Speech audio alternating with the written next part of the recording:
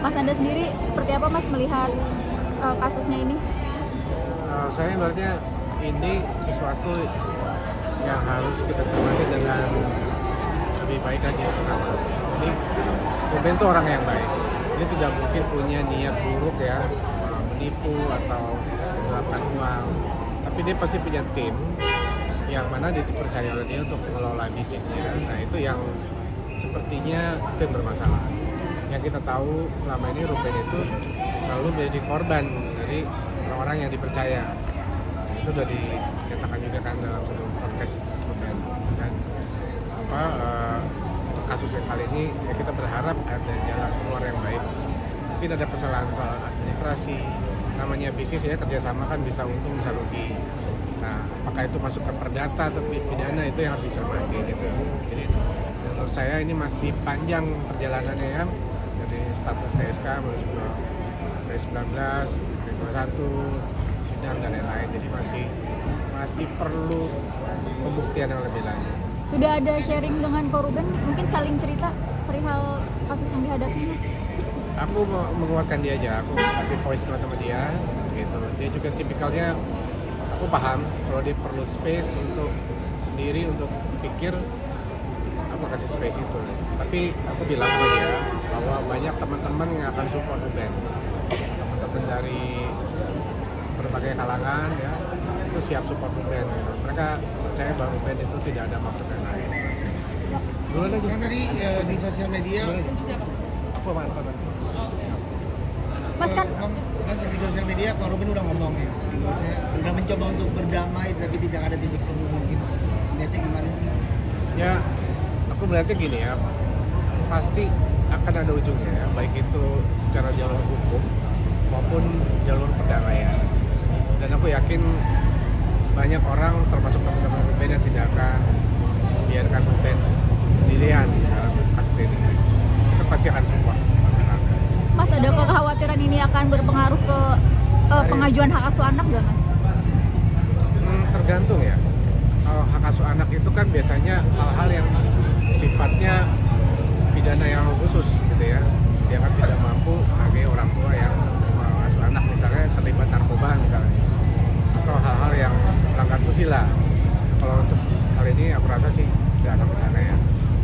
Jarak antara status TSK-nya Ruben, informasi dari status TSK Ruben dengan terbongkarnya kelakuan Gio oleh Nikita Mirzani itu kan deket banget, jaraknya hanya beberapa menit. Tanggapannya gimana? Ya aku tanggapannya gimana ya, aku nggak tahu apakah itu kebetulan atau gimana ya, tapi intinya adalah kalau untuk Ruben ini juga mengagetkan ya, status TSK-nya kita tahunya semua dari media ya, tidak langsung pada yang bersangkutan. Nah, ini ada apa juga, itu kan harus kita cermati juga, ini ada apa sih sebenarnya gitu ya. Nah kalau soal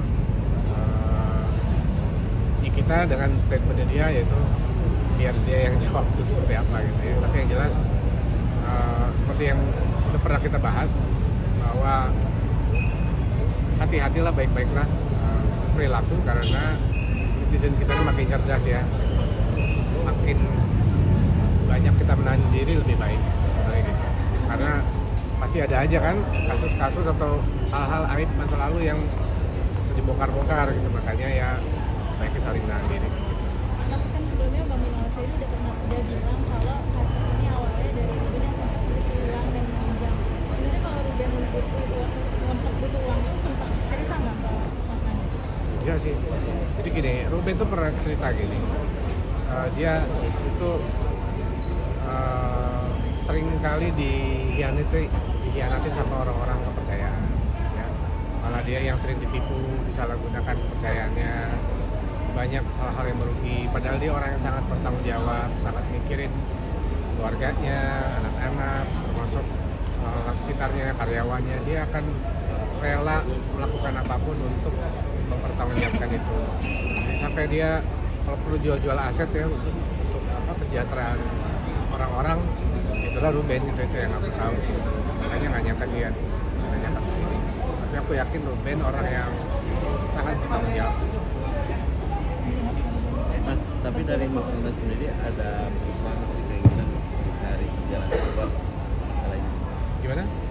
Berusaha mencari jalan keluar nggak sih untuk Ya. permasalahan yang ini? Polres Jakarta. Ya pastinya aku akan koordinasi sama dia untuk lebih lanjut apa yang bisa kita lakukan, apa yang bisa kita support termasuk dari teman-teman yang lain. Banyak juga teman-teman yang ingin membela Ruben dari sisi hukumnya juga gitu ya, termasuk sisi yang lain gitu. Banyak yang hubungin. Akan berusaha menemui orang tua korban dari Mas sendiri? Kalau dari aku sih belum. Ada keinginan? Ya apapun yang terbaik ya. Kalau memang udah ada kuasa hukum, sebaiknya itu yang jadi tugasnya kuasa hukum. Tapi Mas mungkin dari segi mental sendiri seperti apa sih saat ini, karena Mas kan maksudnya masalah berturut-turut datang gitu di kondisi saat ini. Ya Ruben itu orang yang baik, yang sedang memperbaiki dirinya untuk lebih baik lagi, berusaha lebih baik lagi, tapi lagi-lagi ditimpa dengan banyak cobaan ya, ujian ya.